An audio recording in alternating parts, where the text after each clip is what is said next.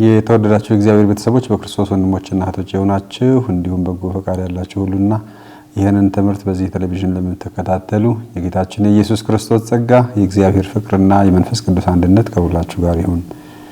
ይህ እንግዲህ ሳምንታዊ የትምህርተ ክርስቶስ ክፍለ ጊዜያችን ነው። በዚህ የትምህርተ ክርስቶስ ክፍለ ጊዜ እየተመለከትን ያለነው ካቶሊክ ቤተክርስቲያን ትምህርተ ክርስቶስ አራተኛ ክፍል የሆነው ጸሎት የጸሎት ህይወት ወይም ጸሎት በክርስቲያን ህይወት የሚለው ዋናው ርዕሳችን ሆኖ እየተመለከተን ያለነው የዚሁ ክፍል ንዑስ ክፍል 2 የሆነው የጌታ ጸሎት ወይም አባታችን ሆይ ወይም አቡነ ዘበሰማያት የሚለውን ጸሎት ነው። ይህ ጸሎት ጌታ ራሱ ስላስተማረን የጌታ ጸሎት በመባል ይታወቃል። ስለዚህ ይህንን የጸሎት ክፍል ከክርስቲያናዊ ህይወትና ክርስቲያናዊ ጸሎት አንፃር እየተመለከትን ነበር። ባለፈው ትምህርታችን ያየነው ይህ ጸሎት አባታችን ሆይ ወይም አቡነ ዘበሰማያት የሚለው ጸሎት እንዲሁ ተራ የምልጃ ጸሎት ብቻ ሳይሆን በአጠቃላይ ይዘቱ መላውን ወንጌል የሚያጠቃልል ወይም የወንጌልን መልእክት ማጠቃለል የያዘ ይህም እንግዲህ ስለ እግዚአብሔር ክብር፣ ስለ እግዚአብሔር መንግስት፣ ስለ ሰው ልጆች ደህንነት በአጠቃላይ የደህንነታችንን ታሪክ የሚያስታውስ ነው። ከጸሎትም ረገድ ከተመለከትነው መጽሐፍ ቅዱስ ውስጥ ከቀረቡት ጸሎቶች ሁሉ የበለጠ ጸሎት ወይም ደግሞ የነዚያ ሁሉ ጸሎቶች ይዘት በተጠቃለለ መልኩ በዚህ አባታችን ሆይ በሚለው ጸሎት ውስጥ ስለሚገኝ ይህ ጸሎት እንደ መላው የወንጌል ማጠቃለያ ነው ይለዋል ካቶሊክ ቤተክርስቲያን ትምህርተ ክርስቶስ ቁጥር 2761 ላይ ብንመለከት። ስለዚህም የቅዱሳን መጽሐፍት ታላቁ ቁም ነገር ነው፣ ታላቁ መልእክትም ነው ይላል ቅዱስ ተርቱሊያን እና የወንጌልም ማዕከል ነው። የነቢያት መጽሐፍት፣ የዳዊት መዝሙር እና ሌሎችም ብንመለከት የተደረጉ ጸሎቶች ሁሉ እዚህ ውስጥ በአንድነት ተጠቃለው እንመለከታቸዋለን። ይህ ጸሎት የጌታ ጸሎት ወይም ጌታ ያስተማረን ጸሎት እንለዋለን። ይህም ጌታ የሚለው ቃል የሚመጣው ጌታ ራሱ ለደቀ መዛሙርቱ እንዲህ ብላችሁ ጸልዩ ብሎ ስላስተማራቸው ነው። ስለዚህ የጌታ ጸሎት እንለዋለን። በሌላ መልኩ ደግሞ የቤተ ክርስቲያንም ጸሎት ነው። ምክንያቱም ቤተ ክርስቲያን ይህ ጸሎት በስርዓተ አምልኮዋ በዋና ዋና ጉዳዮች ምስጢራት እና በአጠቃላይ በቤተ ክርስቲያን ጸሎት የማይቀር ወሳኝ ጸሎት ነው። ስለዚህ ይህ ጸሎት እንደ ቤተ ክርስቲያን ጸሎትም እንመለከተዋለን። እንግዲህ ዛሬ ከዛ በመነሳት የምንመለከተው በሰማይ የምትኖር አባታችን ሆይ የሚለውን ጸሎት እንመለከታለን። እንግዲህ በሰማይ የምትኖር አባታችን ሆይ ይሄ እንደ ርዕስም ነው፣ እንደ ዋና መግቢያም ቃል ነው። እግዚአብሔርን አባታችን ብለን ለመጥራት እንደፍራለን። በዚህ ጸሎት አማካኝነት እግዚአብሔርን አባታችን ብለን ለመጥራት እንደፍራለን። ያውም በልጅነት ድፍረት፣ በልጅነት ቀረቤታ እግዚአብሔርን አባት ብለን እንጠራዋለን። እንግዲህ አባት ሆይ ወይም የሚለው ቃል ስንመለከት እንግዲህ ቃል በቃል አንድ ባንድ ብንመለከታቸው ይህን የጌታ ጸሎት የመጀመሪያ ቃል የራሳችን ከማድረጋችን በፊት ከዚህ ዓለም የተቀሰሙ አንዳንድ አሳሳች ምስሎችን በትህትና ከልባችን ማንጻትን ይኖርብናል። ትህትና ከአብ በቀር ወልድን የሚያውቅ የለም፣ ከወልድም በቀር ወልድን ሊገልጥለት ከሚፈቅድለት በቀር ማለትም ከህፃናት በቀር የሚለውን አነጋገር ያስገነዝበናል። ስለዚህም እግዚአብሔርን አባት ብለን ለመጥራት አባታችን ሆይ ለማለት ትህትና ያስፈልጋል። ይህንንም ለማለት የሚያስችለን በህፃን ትህትና ጌታችን ኢየሱስ ክርስቶስ ይህንን ነገር ለህፃናት ስለገለጽክላቸው አመሰግናለሁ እንዳለ ለኛ በትህትና የተገለጸልን በትህትናም የምንረዳው ነገር እንደሆነ ያስገነዝበናል። የልቦችንም ንጽህና ከግላዊ ባህሪያዊ ታሪክ በሚመነጭና ከእግዚአብሔር ጋር ያለንን ግንኙነት አቅጣጫ በመወሰን ከአባትነት ወይም እናትነት ምሳሌዎችም ጋር የተያያዘ ነው። እንግዲህ እግዚአብሔርን አባታችን ስንል ምድራዊ ግንዛቤ ወይም ምድራዊ መመሳሰል፣ ምድራዊ ንጽጽር ያለው ሳይሆን እግዚአብሔር የሁሉ ፈጣሪ፣ የሁሉ አቅራቢ፣ ሁሉንም የሚያዘጋጅ ተንከባካቢ አባት የሚለው መገለጫ እንደው ሙሉ በሙሉም ባይገልጸው የእግዚአብሔር መገለጫ ነው። አባታችን እግዚአብሔር ከተፈጠረው ዓለም ደረጃዎች የላቀ ነው። እንግዲህ ከሌላው ምድራዊው ከሆኑ ነገሮች ወይም ቋንቋ መገለጫዎች ጋር የሚነጻጸር አይደለም፣ ከሁሉ በላይ የላቀ ነው። ነገር ግን በሰውኛ ቋንቋ እግዚአብሔርን አባት ሆይ እንለዋለን። ይህን ጉዳይ በሚመለከት በእርሱ ላይ የራሳችንን ሐሳብ መጫን ጣዖታትን ለማምለክ አሊያም ለማፍረስ እንደ መስራት ነው። እንግዲህ ይህ አባባል እግዚአብሔርን ከምንም ነገር ማመሳሰል፣ ማነጻጸር ወይም ምድራዊ አመለካከታችን በሱ ላይ መጫን እንደሌለብን ወደ ምድራዊ ነገርና ወይም ወደ ፍጡር ዝቅ እንደማድረግ። ምክንያቱም ብዙዎች አባቶች ወይም አባት ብለን የምንጠራቸው ቢኖሩም እግዚአብሔርን አባት ስንል ግን የሁሉ ፈጣሪ የሁሉ ባለቤት ስለሆነ ከምንም ነገር ጋር አናመሳስለው። ወደ አብ መጸለይ ማለት ወልድ እርሱን በገለጠልን መሰረት ወይም እርሱ ራሱ እንዳለ ወደ አብ ምስጢር መግባት ማለት ነው። ስለዚህ ወልድ ሊገልጥለት ከፈቀደ በቀር ማንም እግዚአብሔር አብን ሊያውቅ የሚችል የለም። ስለዚህ እግዚአብሔር አብ እንድናውቀው የገለጠልን ክርስቶስ ነው። ስለዚህ በዚህ በተገለጠልን ምስጢር ህብረት እንዳለንም የሚያመለክት ነው። ወደዚያ ህብረት መጠራታችንንም የሚያመለክት ነው።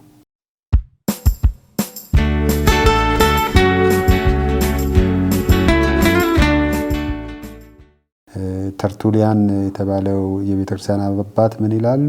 እግዚአብሔር አብ የሚለው አባባል ከቶውንም ለማንም አልተገለጠም። ሙሴ ራሱ እግዚአብሔርን ስለ ማንነቱ በጠየቀው ጊዜ የሰማው ሌላ ስም ነበር።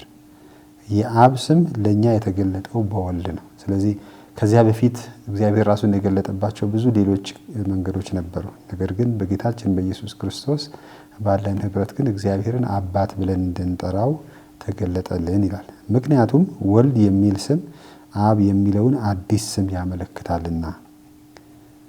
እንግዲህ ጌታችን ኢየሱስ ክርስቶስ ልጅ ወልድ ነው ስንል አባቱ እንዳለ እግዚአብሔር አብን ያስታውሰናል። እኛም እንግዲህ በልጁ በክርስቶስ አማካኝነት የእግዚአብሔር ልጆች የመሆን ልጅነትን ጸጋ ካገኘን አባት የሚለው ደግሞ ከዛ ተያይዞ ይመጣል። ስለዚህ የእግዚአብሔር አባትነት ወይም እርሱን በአባትነት ማወቅ በአባትነት መጥራት አባታችን ብለን እንድንጠራው የሚያስችለን የልጁ የጌታችን የኢየሱስ ክርስቶስ ወደኛ መምጣት ነው። እርሱም ይህንን እግዚአብሔር አብን ገለጠልን። ስለዚህ እግዚአብሔር አብ አባት ብለን አባት ሆይ ብለን ለመጥራት የሚያስችለን ከክርስቶስ ጋር ያለን ህብረት ክርስቶስ ራሱ ደግሞ ስለገለጠልን ነው ይላል ተርቱሊያን። እግዚአብሔርን አባት ብለን መጥራት እንችላለን፣ ምክንያቱም እርሱ ሰው በሆነ ልጁ ተገልጦልናልና። ስለዚህ ከጌታችን ከኢየሱስ ክርስቶስ ጋር ያለን ህብረት ነው እግዚአብሔርን አባት ብለን ለመጥራት የሚያስችለን። ለዚህም ነው ደቀ መዛሙርቱን ጸሎት አስተምረን ባሉት ጊዜ ጌታም ሲመልስላቸው አባት ሆይ ወይም ደግሞ በሰማይ የምትኖር አባታችን ሆይ ብላችሁ ጸልዩ ብሎ ይገልጥላቸዋል። ስለዚህም የእግዚአብሔር አባትነት ከልጁ ከክርስቶስ የእግዚአብሔር ልጅ መገለጥ ጋር የሚያያዝ ነው። የእግዚአብሔር ልጅ በባህሪ ከአባቱ ጋር እኩል የሆነ የባህሪ ልጁ ነው። እኛ ደግሞ በጥምቀት በጸጋው የእግዚአብሔር ልጆች ነን። ስለዚህም ነው እግዚአብሔርን አባት ሆይ ብለን መጥራት የሚያስችለን። ይህ ደግሞ ትልቅ ድፍረት፣ ትልቅ መተማመንና ትልቅ እምነት የሚጠይቅ ነው። መንፈሱም እርሱን እንድናውቅ አድርጎናል። የጌታችን የኢየሱስ ክርስቶስ መንፈስ እግዚአብሔር አብን እንድናውቅ አድርጎናል። በአብና በወልድ መካከል ያለው ግላዊ ግንኙነት ማንም ሰው ሊገነዘበው የማይችል መላእክትም ቢሆኑ በደምሳሳው እንኳን ሊደርሱበት የማይችሉት ነገር ነው። ስለዚህ ብዙ ጊዜ በእምነት አይን ካላየነው በስተቀር የእግዚአብሔር ወልድ ከእግዚአብሔር አብ ጋር ያለው ግንኙነት በሰው ቋንቋ በሰው ግንዛቤ ልንገልጸው የምንችለው አይደለም። ነገር ግን እግዚአብሔር ራሱን የገለጸበት መንገድ ነው እና አብ፣ ወልድ፣ መንፈስ ቅዱስ ቅድስት ሥላሴ የተገለጡበት መንገድ ነው። ይሁን እንጂ የወልድ መንፈስ ወይም ኢየሱስ ክርስቶስ መሲህ እንደሆነና ከእግዚአብሔር እንደተወለድን ለምናምን ለኛ በዚያ ዝምድና ተሳትፎ እንዲኖረን ያደርገናል። ስለዚህ እኛ እንግዲህ በጌታችን በኢየሱስ ክርስቶስ አምነን የተጠመቀን የዚህ የአብና የወልድ የመንፈስ ቅዱስ ህብረት ዝምድና ተሳታፊዎች እንድንሆን ያደርገናል። እንዲያውም ክርስትና በቅድስት ሥላሴ ህብረት የመሳተፍ እድል ይሰጣል ማለት ነው። በዚህም ምክንያት እግዚአብሔርን አባት ብለን ለመጥራት ያስችለናል።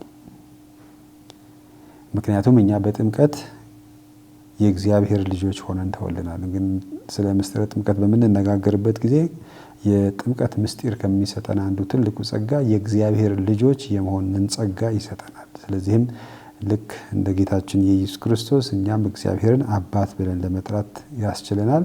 ስለዚህ እኛም በዛ ህብረት ወደዚህ ዝምድና ይሄም የአባትና የልጅ ዝምድና ተካፋይ እንሆናለን። ጌታችን ኢየሱስ ክርስቶስ ከአባቱ ጋር ያለው የልጅነት ዝምድና እኛም በዚህ ተሳታፊዎች ስለምንሆን በእምነትና በድፍረት እግዚአብሔርን አባት ብለን እንጠራዋለን ነው በዚህ ጸሎት የምንመሰክረው። ወደ አብ በምንጸልይበትም ጊዜ ከእርሱና በልጁ ከኢየሱስ ክርስቶስ ጋር ህብረት ይኖረናል ማለት ነው። እንግዲህ ጸሎታችን ሁሉ ጊዜ ወደ እግዚአብሔር አብ በጌታችን በኢየሱስ ክርስቶስ ስም ወደ እግዚአብሔር አብ እናቀርባለን። ስለዚህ በሰማይ የምትኖር አባታችን ሆይ ብለን በምንጸልይበት ጊዜ ከእግዚአብሔር አብ እና ከልጁም ከጌታችን ኢየሱስ ክርስቶስ ጋር ህብረት ይኖረናል።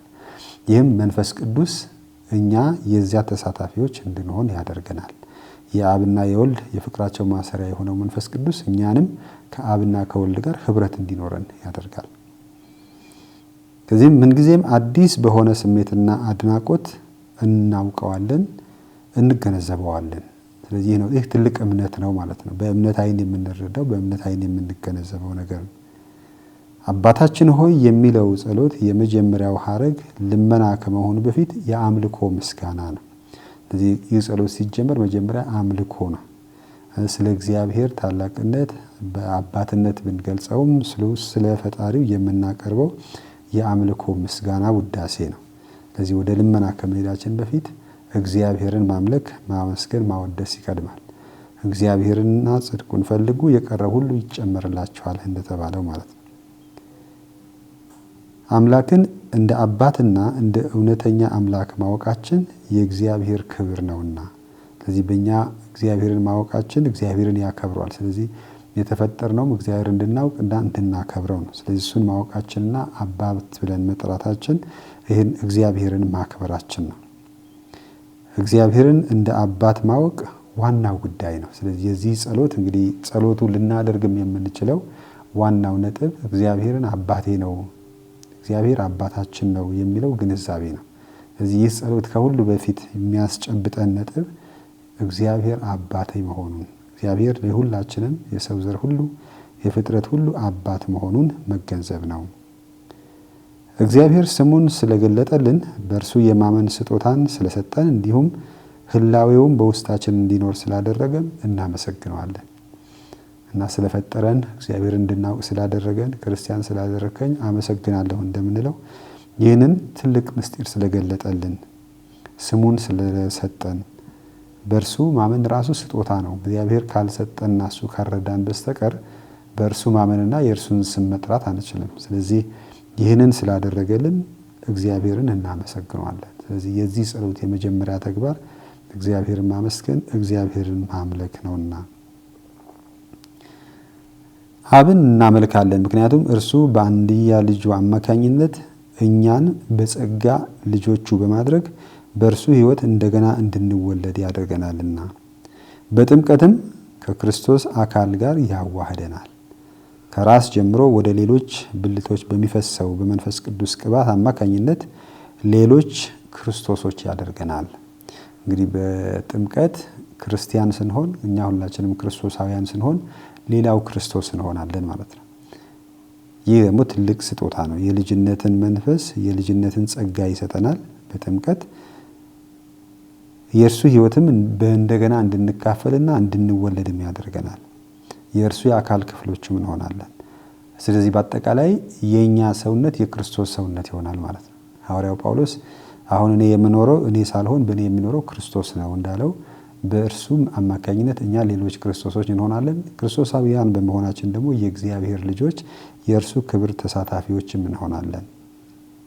ስለዚህ በክርስቶስ አማካኝነት ልጆቹ ሆነናል ማለት ነው። ይህም በጥምቀት በአብ በወልድ በመንፈስ ቅዱስ በተጠመቅን ጊዜ ጥምቀታችን ደግሞ በክርስቶስ በማመን ከክርስቶስ ጋር አሮጌው ማንነታችን ሞቷል፣ ከክርስቶስ ጋር አዲስ ሰው ሆነን ተነስተናል። ስለዚህ በክርስቶስ ሞትና ትንሣኤ ነው ስንጠመቅ የምንጠመቀው። ስለዚህ በዚህ ምክንያት የኛ አሮጌው ማንነት በክርስቶስ ማንነት ይለወጣል ወይም ይታደሳል ወይም ይሸፈናል። ስለዚህ እኛ ሌላ ክርስቶሶች እንሆናለን እያንዳንዳችን። በዚህም አማካኝነት በእርግጥም እግዚአብሔርን አባት ብለን እንድንጠራው ይጋብዘናል። ልክ ጌታችን ኢየሱስ ክርስቶስ እሱ ራሱን አባቱን አባት ሆይ ብሎ እንደሚጠራ ለኛም ይህንኑ ተመሳሳይ ጸጋ ስለሰጠን እንዲህ ብላችሁ ጸልዩ፣ በሰማይ የምትኖር አባታችን ሆይ። ልጆቹ እንድንሆን ዘንድ የመረጠን አምላክ በእርግጥ የከበረውን የክርስቶስን አካል እንድንዋሃድ አድርጎናል። ስለዚህም በክርስቶስ ተካፋዮች የሆናችሁ ክርስቶሳውያን መባላችሁ የተገባ ነው። በጸጋ ዳግመኛ ተወልዶ ወደ እግዚአብሔር የተመለሰው አዲስ ሰው ከሁሉ አስቀድሞ እግዚአብሔርን አባት ማለት ይችላል። ምክንያቱም እርሱ አሁን ልጅ መሆን ጀምሯልና። ይህ እንግዲህ ቅዱስ ሲፕሪያኖስ የተባለው ታላቁ የቤተክርስቲያን አባት የተናገረው ነው። ስለዚህ የተጠመቀ ሁሉ እግዚአብሔርን አባት ማለት ይችላል። ምክንያቱም እርሱ አሁን ልጅ የመሆን ጸጋ ተሰጥቶታል፣ ልጅ መሆን ጀምሯል። ስለዚህ በጥምቀት የእግዚአብሔር ልጆች እንሆናለን ስንል በዚህ አማካኝነት እግዚአብሔርን አባት ብለን መጥራት እንችላለን። ስለዚህም ነው ጌታም ሲያስተምረን አባታችን ሆይ ብላችሁ ጸልዩ የሚለን። አባታችን ሆይ የሚለው ጸሎት ነው አብን ለኛ የሚገልጥበት ቅጽበት እኛንም ለራሳችን ይገልጣል። ስለዚህ ራሱን ለኛ ገለጠ፣ እኛም ለራሳችን ገለጠ። ማለትም እሱ አባትነቱ ለኛ ሲገልጥ እኛም የእግዚአብሔር ልጆች መሆናችን ለኛ ተገለጠ። ስለኛም ይናገራል። ስለ እርሱ አባትነት ሲነግረን ስለኛም ልጅነት ይነግረናል ማለት ነው። ስለዚህ ለኛም ለራሳችን አዲስ ማንነት ይሰጠናል፣ ወይም ስለ አዲስ ማንነታችን ይገልጥልናል። ሰው ሆይ ፊትህን ወደ ሰማይ ለማቅናት አልደፈርክም፣ ዓይኖችህም ወደ ምድር አዘቅዝቀህ እንዲመለከቱ አድርገህ ባላሰብክበት ጊዜ የክርስቶስን ጸጋ አገኘህ፣ ኃጢአትህም ሁሉ ተሰረየልህ። ስለዚህ ይህንንም የሚያመለክተው እንግዲህ ቅድም ይሄ አባታችን ሆይ የሚለው ጸሎት የወንጌል ሁሉ ማጠቃለያ ነው ስንል ሰው ከእግዚአብሔር ርቆ በሐዘን ወይም በበረሃ ያለ እግዚአብሔር ልክ በሐዘን ጠውልጎ አዘቅዝቆ የነበረው ግን አሁን ቀና ብሎ እንዲሄድና ቀና ብሎ እንዲያይ እግዚአብሔርን ስም እንዲጠራ የኃጢአት ይቅርታ አገኘ። በዚህም እንደገና ልጅ የመሆን ጸጋ ተመለሰለት። ይህም እንግዲህ ምናልባት በአዳምና ሔዋን ኃጢአት ምክንያት ከኤደን ገነት በተባረርን ጊዜ ያለ እግዚአብሔር በተሰደድን ጊዜ በበረሃ በነበርን ጊዜና ይህንን ሁኔታ የቀረው የሁለተኛው አዳም ጌታችን ኢየሱስ ክርስቶስ መምጣት እንደገና ወደ ክብራችንና እግዚአብሔርን አባት ብለን የመጥራት እድል እንደተሰጠን የሚያስታውሰን ነው። ስለዚህ ይህ አባታችን ሆይ የሚለው ጸሎት የደህንነታችንን ታሪክ እንደገና መልሰን እንድናስብ የሚያስታውስ ነው። ቅዱስ አምብሮስ የተባለው የቤተክርስቲያን ትልቅ አባት ስለዚሁ ሲናገር ከክፉ ሎሌ መካከል ልጅ መሆን በቃ። እንግዲህ ሎሌ ሲባል አገልጋይ፣ ያውም ክፉ አገልጋይ ባሪያ ከነበርክበት ልጅ የመሆንን ጸጋ የማግኘት በቃ። ስለዚህ ዓይኖችህን በጥምቀት አማካኝነት ወደ ወለደህ አባትህ በልጁም አማካኝነት ወደ አዳነህ አባት አቅና። አባታችን ሆይ በል፣ ነገር ግን አንዳችም ልዩ መብት አለኝ አትበል። እርሱ ልዩ በሆነ መንገድ የክርስቶስ አባት ብቻ ሲሆን፣ ነገር ግን የሁላችን የጋራ አባት ነው። የወለደው ክርስቶስ ብቻ ሲሆን እኛን ፈጥሮናል። ስለዚህ የእርሱ ልጅ ለመሆን ትበቃ ዘንድ በእርሱ ጸጋ አባታችን ሆይ በል። እንግዲህ እዚህ ጋር አሁንም የደህንነታችን ታሪክ ጠቅልል አድርጎ ነው ቅዱስ አምብሮስ የሚያስታውሰን።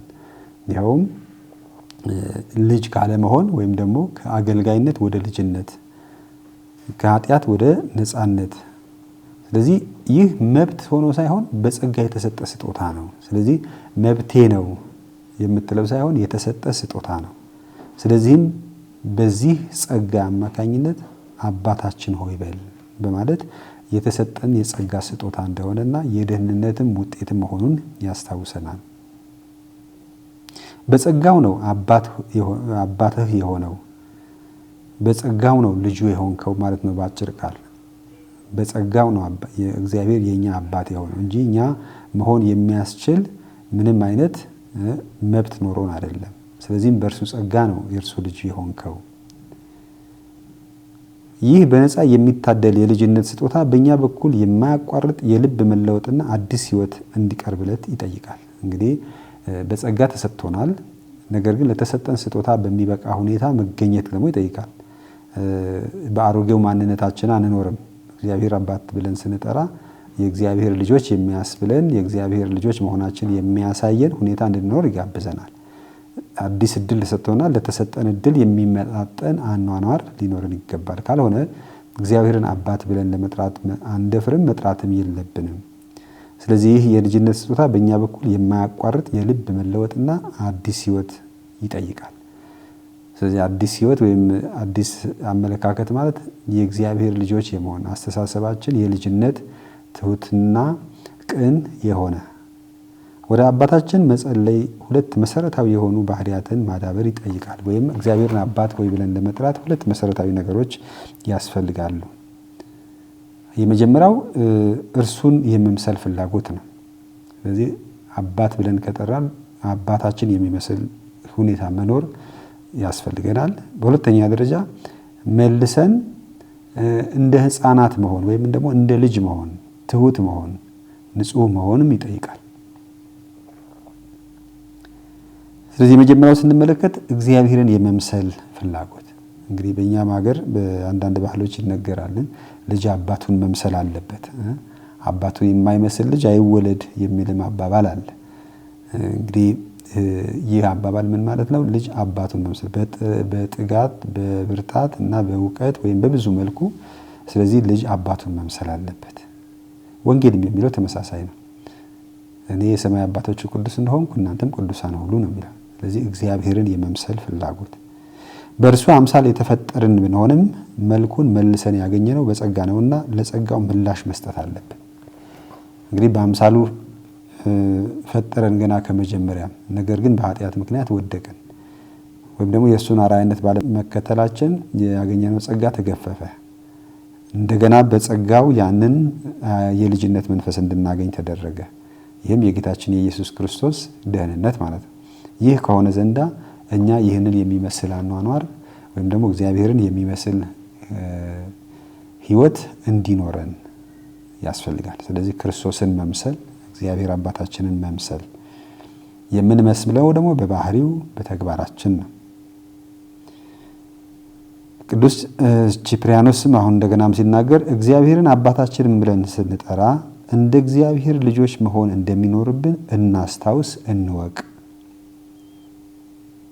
አባት ብሎ ለመጥራት የልጅነት መንፈስ ወይም የልጅነት ባህሪ ያስፈልጋል። ስለዚህ እግዚአብሔርን አባታችን ብለን ስንጠራ እግዚአብሔር ልጆች መሆን የሚያስፈልገውን ሁኔታ እንኖር። ጨካኝና ኢሰብአዊ የሆነ ልብ ይዛችሁ የቸርነት ሁሉ አምላክ የሆነውን እርሱን አባታችሁ ብለን መጥራት አትችሉም። በዚህ ሁኔታ የሰማያዊው አባት የቸርነት ምልክቶች በውስጣችን የለምና። ቅዱስ ዮሐንስ አፈወርቅ። እንግዲህ እግዚአብሔር ቸር ሆኖ ሳለ መሐሪ ሆኖ ሳለ እኛ ጨካኝና ኢሰብአዊ ሆነን እንዴት እግዚአብሔርን አባታችን ብለን እንጠራ እንችላለን? አይሆንም ነው። ስለዚህ እግዚአብሔርን አባት ብለን ለመጥራት እኛም እንደርሱ ቸርና ትሁት መሆን አለብን።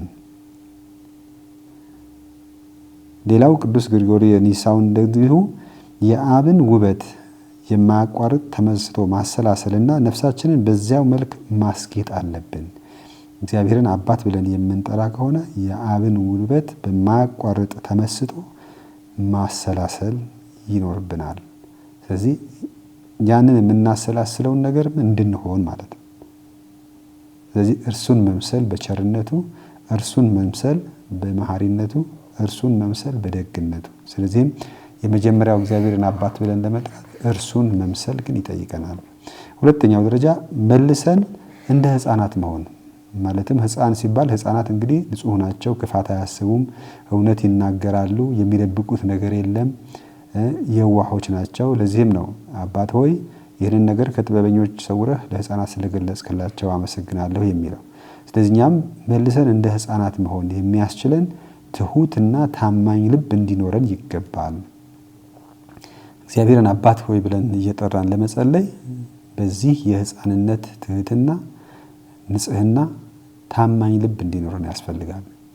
ምክንያቱም አብ የተገለጠው ለሕፃናት ነውና። ለሕፃናት ነው ሲባል ለትንንሾች ብቻ አይደለም፣ ንጹህ ልብ ላላቸው ትሁታን ለሆኑት። ማቴዎስ ወንጌል ምዕራፍ 18 ቁጥር 3። ስለዚህ ትሑታን የዋህ ንጹህ ልብ ያለን እንድንሆን ያስፈልጋል እግዚአብሔርን አባት ብለን ለመጥራት። ቅዱስ አጎስጢኖስ ስለዚህ ነገር ሲናገር በስፋት ጸሎቱ የሚከናወነው ነፍስ እርሱን ትወድ ዘንድ በምትቀረጽበትና በምትመራበት በልዩ እምነትም እንደ አባቷ ሁሉ በቅርበት መንፈስ እርሱን በምታናግርበት በእግዚአብሔርና በእርሱ ላይ በመመሰጥ ብቻና በፍቅር ጭምር ነው።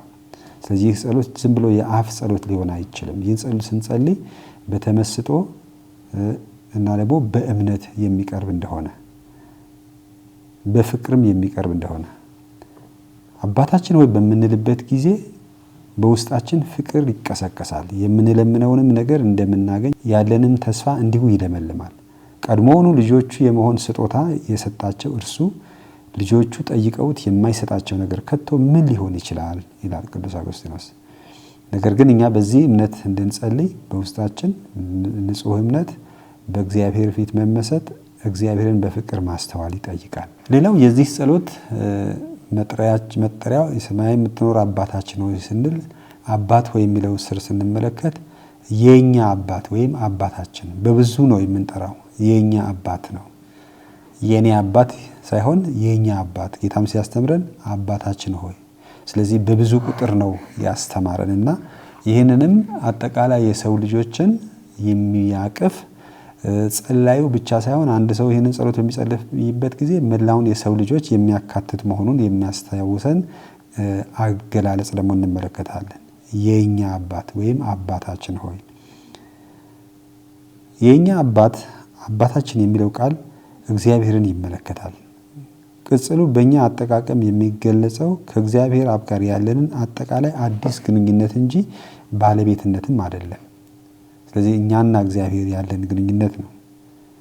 እኛ ልጆቹ ነን እንጂ እርሱ የኛ ንብረት አይደለም። ነገር ግን እኛ ስንል በጋራ ሁላችንም የእርሱ ልጆች መሆናችንን ያመለክታል። የኛ አባት ወይም አባታችን ስንል በነቢያት የተናገሩት የፍቅር ተስፋዎች ሁሉ በአዲሱና በዘላለማዊ ቃል ኪዳን በእርሱ በክርስቶስ መፈጸማቸውንም በቅድሚያ እንገነዘባለን።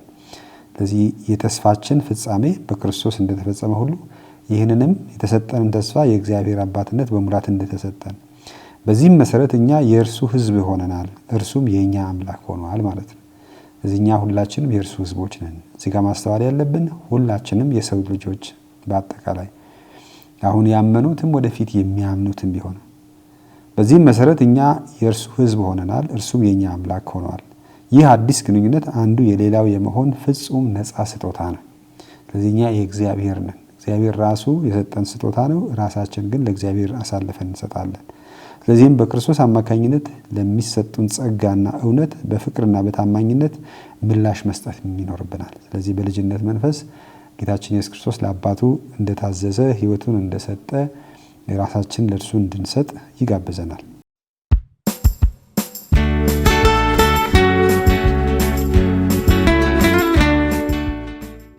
የጌታ ጸሎት በመጨረሻው ዘመን ለሕዝቡ የሚሆን ስለሆነ ይህ የኛ የሚለው ቃል በእግዚአብሔር የመጨረሻው የተስፋ ቃል ላይ ያለንን እርግጠኛነት ይገልጻል። በአዲሲቱ ኢየሩሳሌም ድል ለሚነሳው አምላኩ እሆናለሁ እርሱም ልጄ ይሆናል ይላልና የዮሐንስ ራእይ ምዕራፍ 21 ቁጥር 7። ስለዚህም ይህ ሁላችንም ድል በመንሳት ዓለምን በማሸነፍ የእግዚአብሔር ልጅ በመሆን እሱ ብቻ አምላካችን ሆነ እኛም የእርሱ ሕዝቦች እንሆናለን እና እኔ አምላካቸው ሆናለሁ እነርሱም የኔ ልጆች ይሆናሉ፣ ወይም እኔ አምላኩ ሆነዋለሁ እርሱም ልጄ ይሆናል እንደሚለው ለኛ አባት ስንጸልይ የጌታችን የኢየሱስ ክርስቶስ አባት የሆነውን አብን በግል መለመናችን ነው። ይህን በማድረጋችን እግዚአብሔርን አንከፋፍለውም። ምክንያቱም አብ የመለኮታዊነት ምንጭና መሰረት ስለሆነ፣ ይልቁንም ወልድ ከዘላለም ከእርሱ እንደተወለደና መንፈስ ቅዱስም ከእርሱ ከአብ እንደሚሰርጽ እንታመናለንና ወይም እናምናለንና። ስለዚህ እንግዲህ ወደ እግዚአብሔር አብ ነው የምንጸልየው። በሰማይ የምትኖር አባታችን ሆይ ብላችሁ ጸልዩ፣ ወደ አባቴ ጸልዩ ሲል እንግዲህ በግል ወደ አባታችን እንቀርባለን። ነገር ግን ያ ማለት የወልድን የመንፈስ ቅዱስን ወይም የቅድስት ሥላሴን ህብረት የሚጻረር አይደለም። አብ ወልድ መንፈስ ቅዱስ በፈቃዳቸው አንድ፣ በስልጣናቸው አንድ፣ በመለኮታቸው አንድ የሆኑ አንድ አምላክ በሶስት አካላት የተገለጡ ናቸው። አብም የመለኮታዊነት ምንጭ ነው። ሶስቱም አካላት ማምታታችንም አይደለም። ምክንያቱም ህብረታችን በአንድያው መንፈስ ቅዱስ ከአብና ከወልድ ጋር አንድ ያደርገናልና። ይህ የፍቅራቸው ማሰሪያ የሆነው መንፈስ ቅዱስ ከእግዚአብሔር አብ ከእግዚአብሔር ወልድ ጋር አብረን አንድ እንድንሆን ያደርጋል። ነገር ግን እግዚአብሔርን አባት ብለን ስንጸራው እንደ ልጅ በግል ወደ እግዚአብሔር መቅረባችንን የሚያመለክት ነው። በዚህም ጊዜ ከልጁ ከጌታችን ከኢየሱስ ጋር እንደሆነ እንታመናለን ወይም እናምናለን። ምክንያቱም ጌታችን ኢየሱስ ክርስቶስ በሚጠራበት ቃል ነው የምንጠራው። አባት ሆይ በሚለው እኛም አባታችን ሆይ። ቅድስት ሥላሴ አንድ ህላዌ ያላትና የማትነጣጠልና በዚህም መሰረት ወደ አብ ስንጸልይ ከወልድና ከመንፈስ ቅዱስ ጋር እናመልከዋለን፣ እናከብረዋለን። ስለዚህ እግዚአብሔር አብን ስንጠራ እግዚአብሔር ወልድን፣ እግዚአብሔር መንፈስ ቅዱስንም እንጠራለን። ስለዚህ አብ፣ ወልድ፣ መንፈስ ቅዱስ በፈቃዳቸው አንድ፣ በስልጣናቸው በመለኮታቸው አንድ የሆኑ ስለሆነ ወደ ቅድስት ሥላሴ ህብረት እንጸልያለን።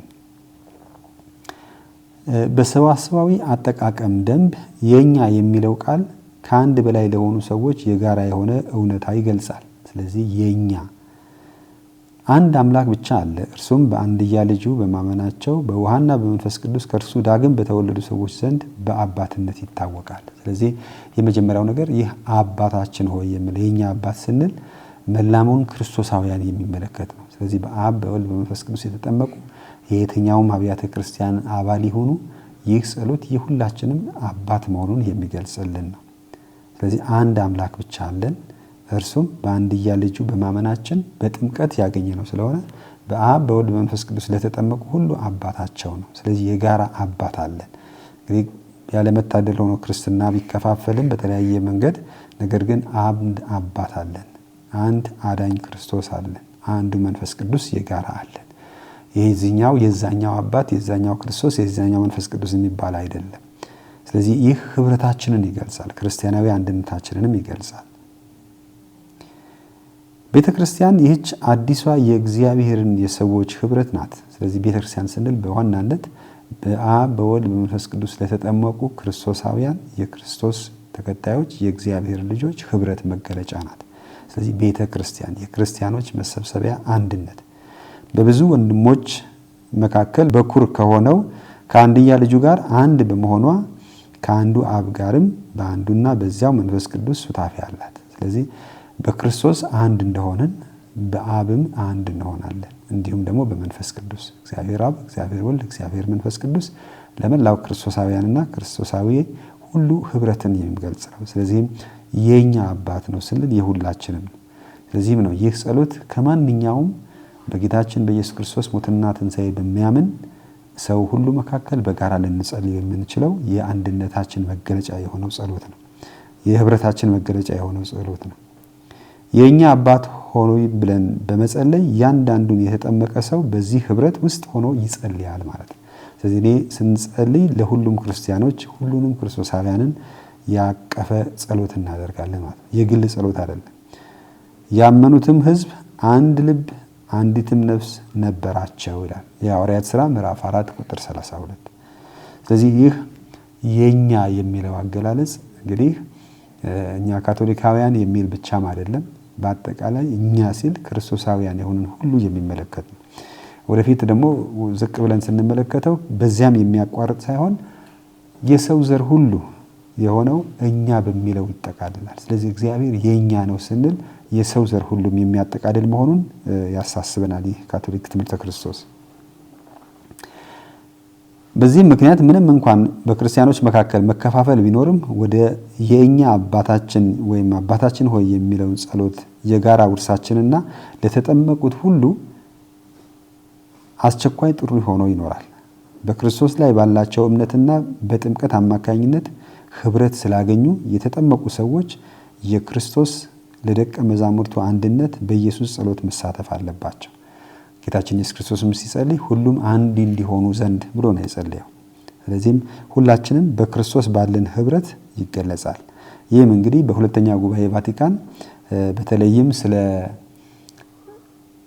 ክርስቲያኖች አንድነት እንዲሁም ደግሞ በአጠቃላይ የአማኞች አንድነት በየትኛውም እምነት ያመኑ ሰዎች ሁሉ በጋራ አንድነት እንዳላቸው በሚገልጽበት ጊዜ እግዚአብሔር የሁሉም አባት መሆኑን በተለያየ ስም በተለያየ ቋንቋ ቢጠሩትም እግዚአብሔር የሁሉ አባት ስለሆነ አባት ሆይ ብለን ስንጠራ ሁሉንም ሰው የሚያቅፍ ሁሉንም የሚያጠቃልል መሆኑን ይናገራል። በተለይም በሁለተኛ ጉባኤ ቫቲካን ስለ ተለያዩ እምነት ከሚከተሉ ጋር ቤተክርስቲያን ያላት ህብረት ሲገልጽ እግዚአብሔር የሁላችንም አባት ነው በሚለው ላይ የኛ አባት ሲል እኛ አባታችን ሆይ ብለን ስንጸልይ ሌሎችንም ሰዎች ሁሉ የሚያካትት አሁን ያመኑም ወደፊት ሊያምኑም የሚችሉትን በመጨረሻም አባት ሆይ የሚለውን ጸሎት ከልባችን ከደገምን ግለኝነትን እናስወግዳለን። ማለትም ለኔ ብቻ ለኛ ብቻ ሳይሆን ሌሎችንም እናቅፋለን። በዚህ ጸሎት አማካይነት የሰው ልጆችን ሁሉ እናቅፋለን። ከኔነት ወጥተን እኛ ወደሚለው አመለካከት እንገባለን። ምክንያቱም የምናገኘው ፍቅር ከግላዊነት ነፃ ያደርገናል። የእግዚአብሔር አባትነት ፍቅር ለሰው ዘር ሁሉ ስለሆነ በጌታ ጸሎት መግቢያ ላይ ያለው የኛ የሚለው ቃልና እንደዚሁም በመጨረሻዎቹ 4 ልመናዎች ውስጥ የሚገኘው የኛነት የሚገልጸው ቃል ማንንም አያገልም። የሰው ዘር ሁሉ አንድ ላይ ያመጣል። ምክንያቱም በእውነት የምንጸልየው ከሆነ መከፋፈላችን መቃረናችን መወገድ አለበት። በአጠቃላይ አባታችን ሆይ ብሎ የሚጸልይ ሰው የሰው ዘር ሁሉ አንድን ቤተሰብ እንደሆኑ ማሰብ አለበት። መከፋፈላችንን ልዩነታችንን በክርስትናም ይሁን በተለያየ እምነት ያለን ልዩነት መዘንጋት አለብን። እንግዲህ የእግዚአብሔር ቸርነት የእግዚአብሔር ደግነት የእግዚአብሔር አባትነት ገደብ የሌለው ነው ስንል እኛም አባት ሆይ ብለን ስንጸልይ የኛንም ቤተሰባዊነት ገደብ የሌለው መሆኑን ያሳውሰናል። የተጠመቁ ሰዎች ለእነርሱ ሲል የሚወደውን ልጁን የሰጣቸውን ሰዎች ሁሉ በጸሎታቸው ውስጥ ካላሰቡ ወደኛ ወይም ደግሞ አባታችን ሆይ ወደሚለው ጸሎት ሊገቡ አይችሉም። ስለዚህም የሰው ልጆች ሁሉ ማሰብ ይኖርብናል። አባታችን ሆይ ብለን መጸለይ የምንችለው በእርግጥም እግዚአብሔር የሁላችን አባት መሆኑን መገንዘብ እንዲሁም ደግሞ በዚህ ጸሎት ሁሉንም የሰው ዘር ማካተት ስንችል በዚህ አይነት የጸሎት ሁኔታ እኛና እናንተ ወይም እኛና እነሱ የሚል ልዩነትና መከፋፈል ሁሉ ይወገዳል።